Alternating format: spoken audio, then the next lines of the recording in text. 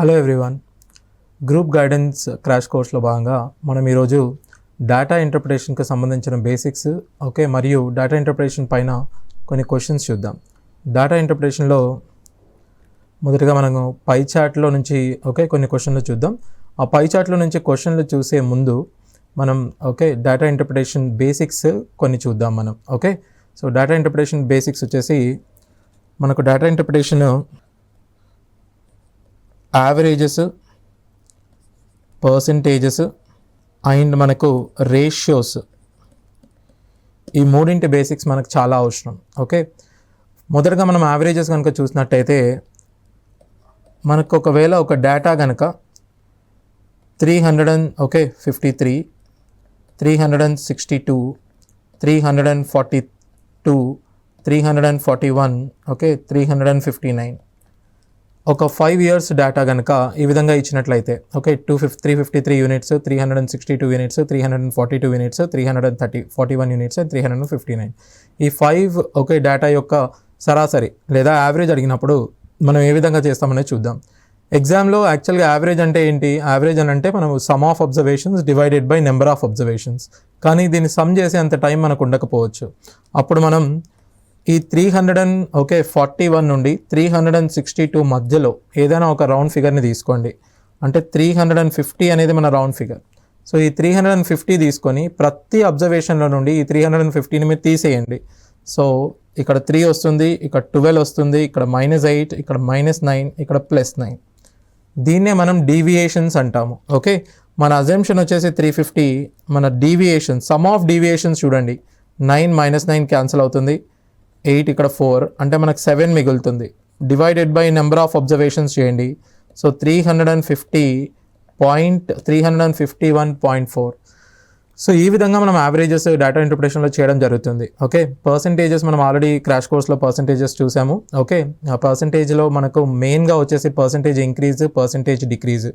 So మెయిన్గా వచ్చేసి మనకు ఫర్ ఎగ్జాంపుల్ 320 కాస్త 400గా మారింది అనుకోండి. ఎంత పర్సంటేజ్ ఇంక్రీజ్ అయింది? సో సింపుల్గా దీన్ని క్యాన్సిల్ చేయండి. 80 టేబుల్లో 84 85.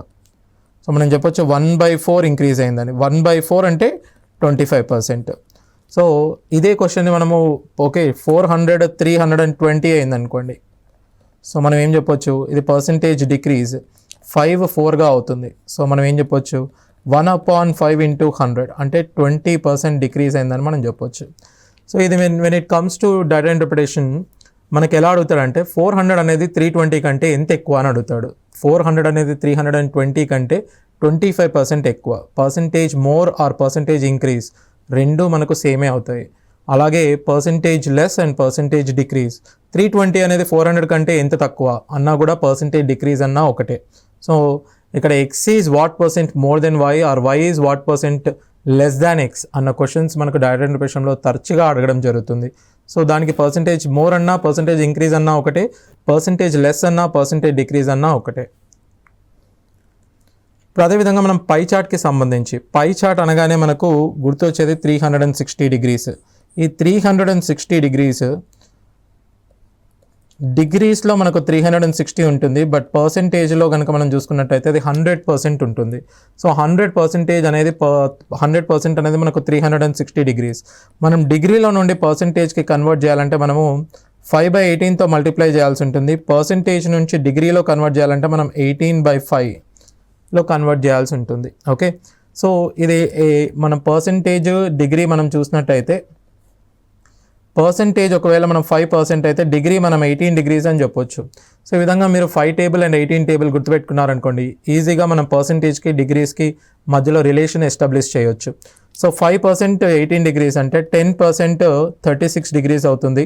అదేవిధంగా 25% మనకు 90 డిగ్రీస్ అవుతుంది. 5 7s 35, 18 7s 126 డిగ్రీస్ ఈ విధంగా అవుతుంది. అదేవిధంగా మనం 2.5%ని మనం 9 డిగ్రీస్గా చెప్పొచ్చు. ఒకవేళ మనకు క్వశ్చన్లో 99 డిగ్రీస్ ఇచ్చాడు అనుకోండి, మనం సింపుల్గా 90 డిగ్రీస్ ప్లస్ 9 డిగ్రీస్. 90 అంటే మనకు 25%, 9 అంటే మనకు 2.5%. ఓవరాల్గా 27.5% అని మనం చెప్పే అవకాశం ఉంటుంది. సో ఈజీగా ఇలా చెప్పొచ్చు అనమాట. సో మీరు ఇక్కడ 5 టేబుల్ అండ్ 18 టేబుల్ మనకు must and should when we're dealing with data interpretation అన్నప్పుడు ఇవి రెండు మీరు నేర్చుకోండి. 144 డిగ్రీస్ అన్నాడు అనుకోండి, 144 అంటే 18 8s. సో అదేవిధంగా 5 8s మనకు 40% అవుతుంది. సో ఇప్పుడు మనం ఒక పై గ్రాఫ్ని అయితే మనం చూద్దాము. Okay, the following pie chart shows the land distribution of housing complex. If the total area of the complex is 5 acres, examine the pie chart and answer the questions that follows. So చూడండి, పై చార్ట్లో ఇక్కడ మనకు residential area ఇచ్చాడు, water body ఇచ్చాడు, commercial area ఇచ్చాడు, road area ఇచ్చాడు, green area ఇచ్చాడు. So మనం రెసిడెన్షియల్ ఏరియా నుంచి కనుక తీసుకున్నట్టయితే residential area, water body, green area, road area and commercial area ఇచ్చాడు. ఓకే, సో ఈ రోడ్ని మనం ఆర్డి అనుకుందాం. సో ఇన్ టర్మ్స్ ఆఫ్ డిగ్రీస్లో మనకు డేటా తీసుకుంటే ఇది 144 డిగ్రీస్, ఇది 18 డిగ్రీస్, ఇది 108 డిగ్రీస్, 36 డిగ్రీస్, 54 డిగ్రీస్. దీన్ని మనం ఏ విధంగా కన్వర్ట్ చేసుకుందాం? పర్సెంటేజ్లోకి కన్వర్ట్ చేసుకుంటే 144 అనేది 18 8s, there four 5 8s 40, 18 1s కాబట్టి 5 1s, 18 6s కాబట్టి 5 6s 30, 18 2s కాబట్టి 5 2s 10, 18 3s కాబట్టి 5 3s 15. సో ఇవన్నిటిని యాడ్ చేయండి, మళ్ళీ మనకు 100% రావడం జరుగుతుంది. సో ఈ విధంగా ఫస్ట్ మొదటగా మనము డిగ్రీస్ని పర్సెంటేజ్లోకి కన్వర్ట్ చేసుకోవడం అనేది మనకు రావాలి. ఇది అన్ని పై గ్రాఫ్లో మనం డిగ్రీని పర్సెంటేజ్లో కన్వర్ట్ చేసుకోవాల్సిన అవసరం లేదు. కేవలం ఏదైతే పై గ్రాఫ్ మనకు 144 18 108 ఈ విధంగా ఇవ్వడం జరుగుతుందో అలాంటి పై గ్రాఫ్లను మాత్రం మనము కన్వర్ట్ చేసుకునే ప్రయత్నం చేద్దాం. ఓకే, సో ఇప్పుడు ఈ క్వశ్చన్ చూడండి, నేను ఆల్రెడీ వాల్యూస్ ఈ డేటాని మనం ఒకసారి అన్ని క్వశ్చన్లకు తీసుకొని క్వశ్చన్స్ ఏ విధంగా చేస్తామో చూద్దాం. సో చూడండి, the ratio of the area allotted for residential and road purposes. Residential మరియు రోడ్ పర్పస్ ఓకేకి అలాట్ చేసిన రేషియో ఏంటి? ఓకే, రెసిడెన్షియల్కి రోడ్కి మనం చూసినట్టయితే రెసిడెన్షియల్ 40% అలాట్ చేశారు, అదే రోడ్కి మనం 10% అలాట్ చేశారు. సో రేషియో వచ్చేసి మనకి ఇక్కడ 4:1 అవుతుంది. సో ఇదే డేటాని మనం అన్ని క్వశ్చన్స్కి ఒకసారి తీసుకొని మనం క్వశ్చన్స్ ఎలా సాల్వ్ చేసుకుందామో చూద్దాం. The ratio of the area allotted for residential and road purpose. మనం రెసిడెన్షియల్ కనుక చూసుకున్నట్టయితే మనకి ఇక్కడ రెసిడెన్షియల్ 40% ఉంది, రోడ్ వచ్చేసి 10% ఉంది. సో రెసిడెన్షియల్ 40%, రోడ్ వచ్చేసి మనకు 10% ఉంది. సో ద రేషియో ఇస్ 4:1 అవుతుంది. సో అదేవిధంగా the percentage of the total area allotted for water body and green zone together. Water body and green zone percentage అడుగుతున్నాడు. మనం ఆల్రెడీ పర్సెంటేజ్ కనుక్కొని పెట్టుకున్నాం కాబట్టి మనకు చాలా ఈజీగా ఉంటుంది. వాటర్ బాడీ వచ్చేసి 5%, ఓకే, గ్రీన్ జోన్ వచ్చేసి 30%. సో 5 + 30 మనకు ఓవరాల్గా 35% వచ్చేస్తుంది. The land allotted for green zone is greater than that of the commercial purpose by. Okay, so total area వచ్చేసి మనకు 5 acres of land ఉంది. Land allotted for green zone, మనం green zone కనుక చూసుకున్నట్టయితే 30%, and the land allotted for commercial purpose వచ్చేసి మనకు 15%. So ఈ 30% 15% different వచ్చేసి మనకు 15%. Okay, 15% of 5 acres. 15% అంటే 15/100 ఇంటూ 5 acres. ఓకే, 5. సో 75/100 వస్తుంది. 75/100 అంటే మనం 3/4 of an acre. Okay, 3/4 of an acre is greater. So 3/4 of acre అని మనం చెప్పొచ్చు. ఆన్సర్ వచ్చేసి మనకు డి అవుతుంది. The total land allotted for residential and commercial purposes. Okay, land for residential and commercial మనకు రెసిడెన్షియల్ వచ్చేసి 40%, కమర్షియల్ వచ్చేసి 15%. Overall మనకు 55% of the land allotted for residential and commercial purpose. మనకు టోటల్ ల్యాండ్ వచ్చేసి 55 divided by 100 into 5 acres ఉంది. So it is 275 divided by 100 అంటే మనం 2.75 acres of land okay is allotted for both residential and commercial purpose. Now look at the other one. Read the given information carefully and answer the question that given below. Population of 5 adjacent areas of the town in the year of 2010 are represented by the following pie chart. The ratio of number of males to that of female in the areas are stated in the table below. The total population in all 5 areas is 72 lakh. Okay, మనకి ఇక్కడ area S1 ఇచ్చాడు. మీరు graph చూసినట్టయితే area S1, S2, S3, S4, S5. Look at the area. Area వచ్చేసి మనకు 45 degrees 135 degrees, 15 degrees, 105 degrees, 60 degrees. Okay, and if you look at male and female in these areas, if you look at male and female, okay, చూడండి area 1లో male and female వచ్చేసి మనకు 3:2 రేషియోలో ఉన్నారు. అంటే ఈ 3:2 అంటే 5 పార్ట్స్, ఇక్కడ 5 పార్ట్స్, ఇక్కడ 10 పార్ట్స్, ఇక్కడ 5 పార్ట్స్, ఇక్కడ 20 పార్ట్స్. మొదటగా ఫస్ట్ 45 డిగ్రీస్ని మనం 5 పార్ట్ చేద్దాం. అంటే ఈచ్ పార్ట్ వచ్చేసి మనకు 9 డిగ్రీస్ అవుతుంది. సో ఇక్కడ 3 into 9 వచ్చేసి 27 డిగ్రీస్, అదేవిధంగా 2 into 9 వచ్చేసి 18 డిగ్రీస్. సెకండ్ 135ని కూడా మనం 5 పార్ట్స్ చేద్దాం. ఈచ్ పార్ట్ వచ్చేసి మనకు 27 డిగ్రీస్ అవుతుంది. 27 4s 108 డిగ్రీస్, 27 1s 27. ఓకే, మనం ఏ విధంగా చేస్తున్నాం, 45ని 3:2 రేషియోలో డివైడ్ చేస్తున్నాం. అంటే ఓవరాల్గా 5 పార్ట్స్ 45 అయితే 3 పార్ట్స్ వచ్చేసి మనకు 27 అవుతుంది, 2 పార్ట్స్ వచ్చేసి మనకు 18 అవుతుంది. ఇదే విధంగా మనం అన్ని రేషియోస్ని మనం డివిజన్ చేసుకుంటున్నాం. సో థర్డ్ వచ్చేసి 15 డిగ్రీస్ని మనం 10 పార్ట్స్గా డివైడ్ చేస్తే ఈచ్ పార్ట్ వచ్చేసి 1.5. సో మేల్ వచ్చేసి 7 పార్ట్స్, 7 into 1.5 వచ్చేసి 10.5. ఓకే, 3 into 1.5 వచ్చేసి 4.5 డిగ్రీస్ అవుతుంది. అదేవిధంగా మనం ఫోర్త్ ఏరియా వచ్చేసి 5 పార్ట్స్గా డివైడ్ చేయండి. 105ని 5 పార్ట్స్గా చేస్తే ఈచ్ పార్ట్ 21, 21 2s 42, 21 3s 63 అవుతుంది. మీరు ఫోర్త్ది 20 పార్ట్స్ డివైడ్ చేయండి. ఓకే, 60ని 20 పార్ట్స్ డివైడ్ చేస్తే ఈచ్ పార్ట్ వచ్చేసి 3, 13 3s 39, ఓకే, 7 3s 21. సో ఈ విధంగా మనం మొదటగా ఇలా ఇలా రెండు కంబైన్డ్ ఇక్కడ టేబుల్ అండ్ మరియు పై చార్ట్ని కాంబినేషన్గా ఇచ్చినప్పుడు ఈ విధంగా మనం డేటా రాసుకున్నట్టయితే మనకు చాలా ఈజీగా ఉంటుంది.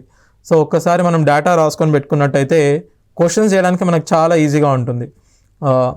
ఫర్ ఎగ్జాంపుల్ ఈ క్వశ్చన్ చూడండి, 12 lakh is the population of the area. S1, S3, S5, S4 అని అడుగుతున్నాడు. 12 lakh is the population. ఇక్కడ మనకు టోటల్ పాపులేషన్ కనుక మనం చూసినట్టయితే 72 lakh ఉంది. ఈ 72 lakhలో 12 lakh ఎంత ఫ్రాక్షన్ అవుతుంది చూడండి. 12 out of 72 కనుక మనం చేసినట్టయితే 1/6 అవుతుంది. 1/6 అంటే 1/6 360లో ఎన్ని డిగ్రీస్ అవుతుంది, 60 డిగ్రీస్ అవుతుంది. సో ఈ 60 డిగ్రీస్ అనేది ఏ ఏరియా అవుతుంది మనకు, S5 ఏరియా అవుతుంది. సో ఆన్సర్ వచ్చేసి మనకు S5 అవుతుంది ఇక్కడ. సో అదేవిధంగా number of males in the area S1 and S4 together is number of males in the area S1 and S4 together.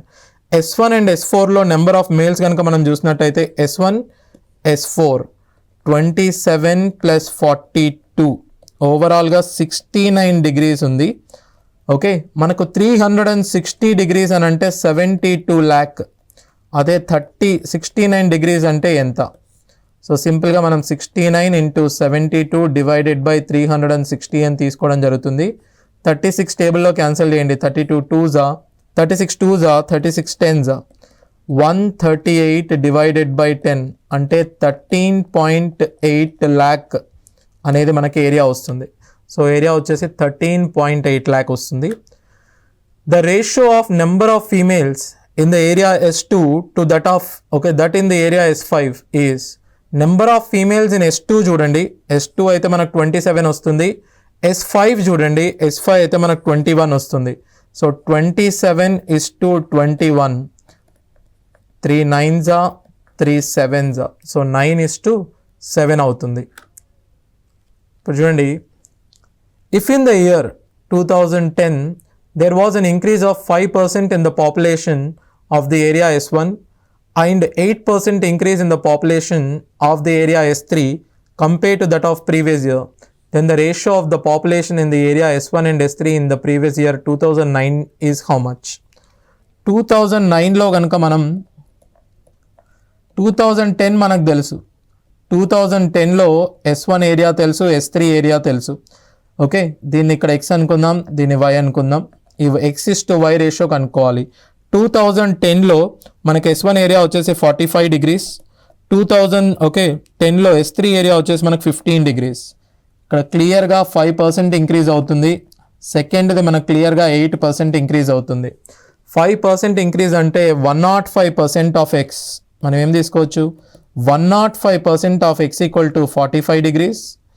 108% of Y is equals to 15 degrees అని మనం తీసుకోవచ్చు. దీన్ని మనం రెండు వైపులా మనం భాగిస్తాం. ఈ రెండు ఈక్వేషన్లను మనం భాగించినట్లయితే ఏమవుతుంది, 105/108 x by y.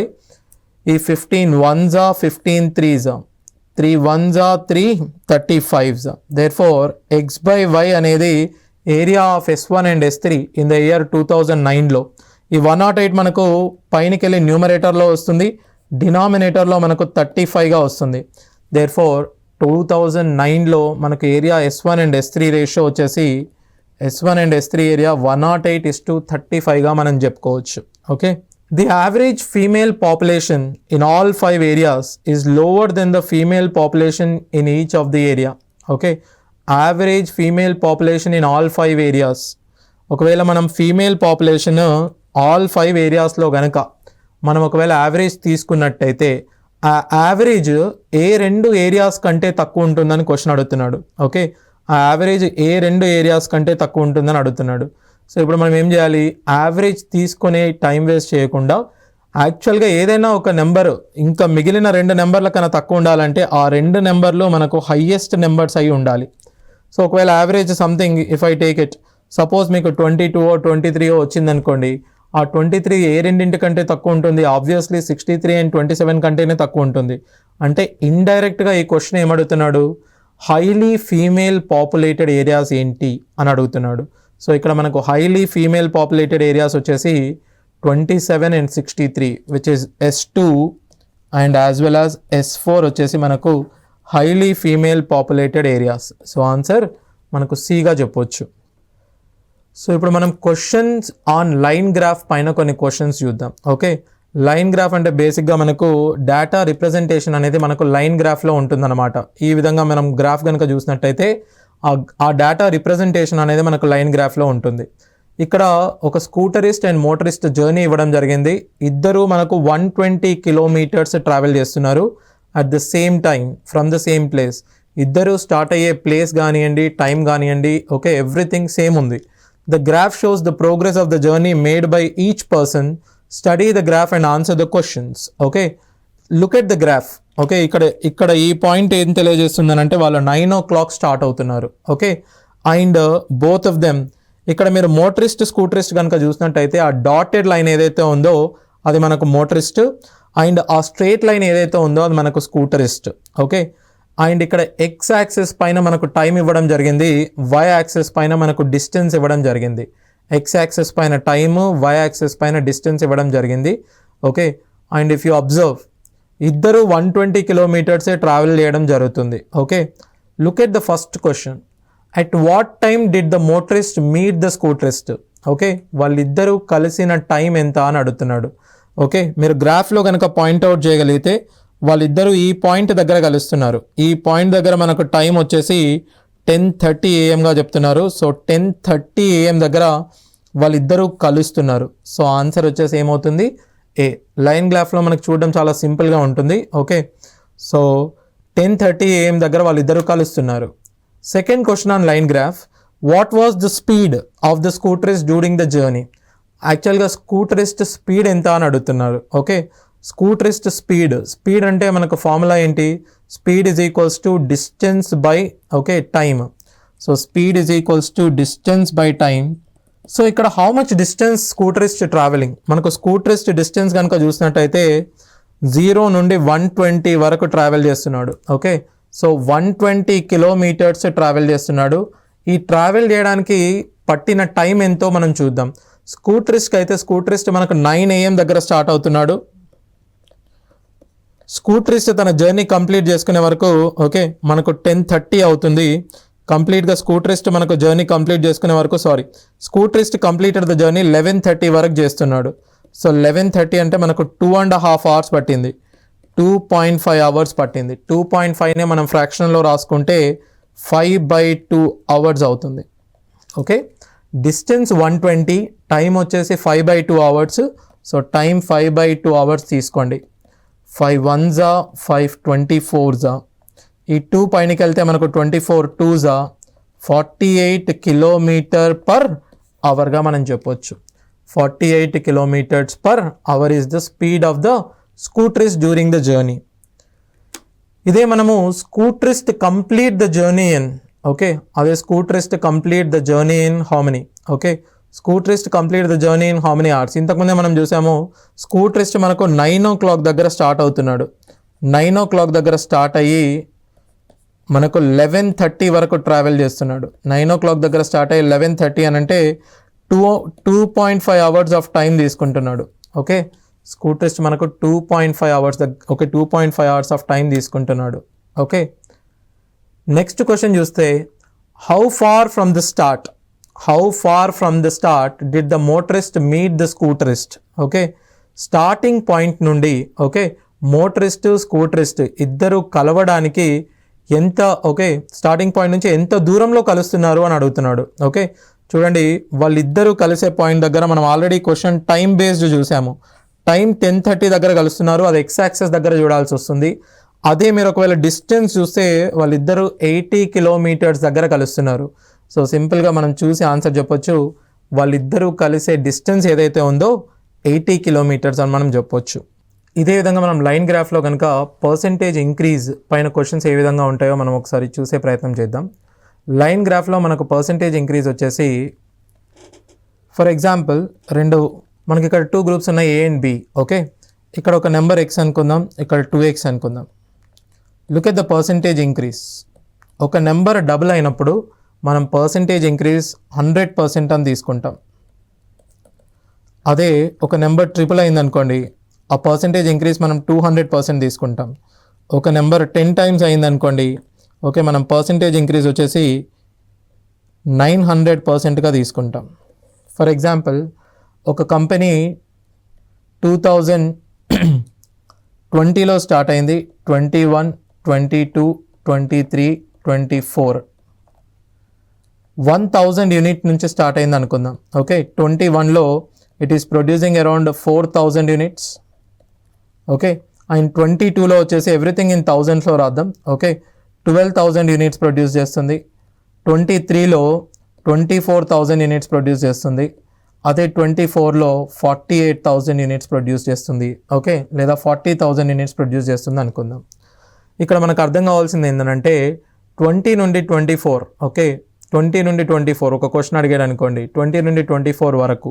Okay, in between which 2 successive years the percentage increase is maximum అని అంటాడు. అంటే ఏ 2 వరుస సంవత్సరాల మధ్య పర్సెంటేజ్ ఓకే పెరుగుదల అనేది గరిష్టంగా ఉంది అని అడిగే అవకాశం ఉంటుంది. అప్పుడు మనం వాల్యూతో కన్ఫ్యూజ్ కాకూడదు. 24,000 ఈజ్ బికమింగ్ 40,000 అనుకోండి, ఇక్కడ మీకు అరౌండ్ 16,000 ఇంక్రీజ్ అయింది. ఈ 16,000 ఇంక్రీజ్ని మనము హయ్యర్ అనుకోకూడదు. ఎందుకంటే 20 నుండి 21 వరకు మనం చూసుకున్నట్టయితే 1,000, 4,000 అవుతుంది. అంటే దాని అర్థం ఏంటి, ఇక్కడ మనకు 300% ఇంక్రీజ్ ఉంది. అదే మనకి ఇక్కడ చూసుకున్నట్టయితే 4 అనేది మనకు 3 times అవుతుంది. అంటే ఇక్కడ మనకు 200% ఇంక్రీజ్ ఉంది. అదే ఇక్కడ మనకు డబుల్ అవుతుంది, అంటే జస్ట్ 100% ఇంక్రీజ్ ఉంది. ఇక్కడ మనకు అసలు డబుల్ కూడా కావట్లేదు, అంటే లెస్ దెన్ 100% ఇంక్రీజ్ ఉంది. సో ఇక్కడ పర్సెంటేజ్ ఇంక్రీజెస్ డిక్రీజ్లో కానివ్వండి, పర్సెంటేజ్ చేంజ్లో కానివ్వండి, వాల్యూ చేంజ్లో కానివ్వండి, మీరు కన్ఫ్యూజ్ కాకూడదు. పర్సెంటేజ్ ఇంక్రీజ్ మ్యాక్సిమం అంటే ఆన్సర్ 23, 24 కాదు, ఆన్సర్ వచ్చేసి మనకు 2021 అవుతుంది. 2021 మధ్య పర్సెంటేజ్ ఇంక్రీజ్ 300% పెరుగుతుంది. అదే మీరు 23, 24 కనుక తీసుకుంటే లెస్ దెన్ 100%. ఒకవేళ ఇదే డేటా ఇచ్చేసి the value the production, suppose ఇది మనం ఒక ప్రొడక్షన్కి సంబంధించిన వాల్యూ అనుకోండి, production increased maximum in between which 2 years అని అడిగాడు అనుకోండి, అప్పుడు మనం వాల్యూ తీసుకోవాల్సి ఉంటుంది. వాల్యూ ఏమవుతుంది, 23, 24 తీసుకుంటే 23కి 24కి మధ్యలో ఓకే మనకు వాల్యూ ఇంక్రీజ్ అనేది 16,000గా ఉంది. సో ఆ 16,000 అనేది మ్యాక్సిమం ఇంక్రీజ్ అవుతుంది. ఓకే, అదే మనం పర్సెంటేజ్ ఇంక్రీజ్ అంటే ఏమవుతుంది, మనకు 300%, అంటే అది 2021 మధ్యలో అవుతుంది. ఇదే నేను లైన్ గ్రాఫ్ ద్వారా చెప్పాను అనుకోండి, సింపుల్గా ఇది ఫస్ట్ ఇయర్, ఇది సెకండ్ ఇయర్, ఇది థర్డ్ ఇయర్, ఇది వాల్యూ 1 అనుకోండి, ఇది వాల్యూ 4 అనుకోండి, ఈ వాల్యూ 12 అనుకోండి. మొదటగా 1 దగ్గర ఉంది, ఇక్కడ 4 దగ్గరికి వెళ్ళింది, అదే ఇక్కడ 12 దగ్గరికి వెళ్ళింది. ఈ విధంగా మనం లైన్ గ్రాఫ్ని యాడ్ చేద్దాం. ఇప్పుడు in between which 2 years percentage increase is maximum అని మనం అడిగామనుకోండి, ఓకే మీరు ఏం చేస్తారు, మొదటగా మనం 2 to 3 difference or distance gap చాలా ఎక్కువ ఉంది కాబట్టి 2 నుండి 3కి పర్సెంటేజ్ ఇంక్రీజ్ మ్యాక్సిమం అని మీరు అనుకుంటారు. బట్ 2 నుండి 3కి పర్సెంటేజ్ ఇంక్రీజ్ మ్యాక్సిమం కాదు, 2 నుండి 3కి యాక్చువల్గా value increase maximum, but percentages 1 year 1 to year 2 వచ్చేసి మనకు పర్సంటేజ్ ఇంక్రీజ్ 4 రెట్లు అయింది అని అంటే మనకి ఇక్కడ 300% ఇంక్రీజ్ అయింది. అదేవిధంగా మనం సెకండ్ టు థర్డ్ చూసామనుకోండి, ఇది మనకు 3 రెట్లు అయింది, అంటే కేవలం 200% ఇంక్రీజ్ అవ్వడం మాత్రమే జరిగింది. అంటే మీరు ఆ డిఫరెన్స్తో పాటు దేని మీద ఇంక్రీజ్ అవుతుంది అనేది మనకి ఇంపార్టెంట్. ఈ డిఫరెన్స్తో పాటు దేనిపైన అది ఇంక్రీజ్ అవుతుంది అనేది మనకి ఇంపార్టెంట్. సో పర్సంటేజ్ ఇంక్రీజ్లో మీరు అది క్లియర్గా చూసుకోవాల్సిందిగా ఇక్కడ ఈ బేసిక్స్ తెలియజేస్తుంది. ఓకే, సో మీరు లైన్ గ్రాఫ్లో అయినా కానివ్వండి, బార్ గ్రాఫ్లో అయినా కానివ్వండి, టేబుల్ గ్రాఫ్లో అయినా కానివ్వండి, when you are looking at the data is different, percentage is different. Okay, data increase అడుగుతున్నాడా, పర్సంటేజ్ ఇంక్రీజ్ అడుగుతున్నారా అనేది మనం క్వశ్చన్లో చూసుకోవాల్సిన అవసరం ఎంతగానో ఉంది. ఎందుకంటే అప్పుడప్పుడు మనం డేటా ఇంక్రీజ్ని పర్సంటేజ్ ఇంక్రీజ్గా మనం కన్ఫ్యూజ్ అయ్యే అవకాశం ఉంది. సో అలా కన్ఫ్యూజన్ లేకుండా మీరు కొన్ని క్వశ్చన్స్ ఆ పర్సంటేజ్ ఇంక్రీజ్ కానివ్వండి, డేటా ఇంక్రీజ్ పైన కానివ్వండి మీరు ప్రాక్టీస్ చేయండి. సో దట్ మీకు డేటా ఇంటర్ప్రిటేషన్ మీరు క్లియర్గా చేయగలుగుతారు. సో ఈ వీడియోలో మనం పై చార్ట్ మరియు లైన్ గ్రాఫ్స్ చూడడం జరిగింది. ఈ పై చార్ట్లో భాగంగా మనం పై చార్ట్లో డిగ్రీస్ నుండి పర్సంటేజ్ కన్వర్షన్ ఎలా చేసాము, అదే లైన్ గ్రాఫ్లో అయితే పర్సంటేజ్ ఇంక్రీజ్, పర్సంటేజ్ డిక్రీజ్ ఏ విధంగా చేసాము, రేషియోస్ ఎలా కనుక్కున్నాము అనేది మనం తెలుసుకోవడం జరిగింది. సో మీరు దీనికి సంబంధించిన మరికొన్ని క్వశ్చన్స్ మీరు ప్రాక్టీస్ చేయండి, బేసిక్స్ క్షుణ్ణంగా చూడండి, పర్సంటేజ్ ఇంక్రీజ్కి వాల్యూ ఇంక్రీజ్కి డిఫరెన్స్ తెలుసుకోండి. ఓకే, ఈ డిఫరెన్సెస్ కనుక మనకు తెలిస్తే మనం ఎగ్జామ్లో ఎటువంటి క్వశ్చన్ అయినా డేటా ఇంటర్ప్రిటేషన్కి సంబంధించి చాలా అతి సులువుగా మనం చేయొచ్చు. Thank you.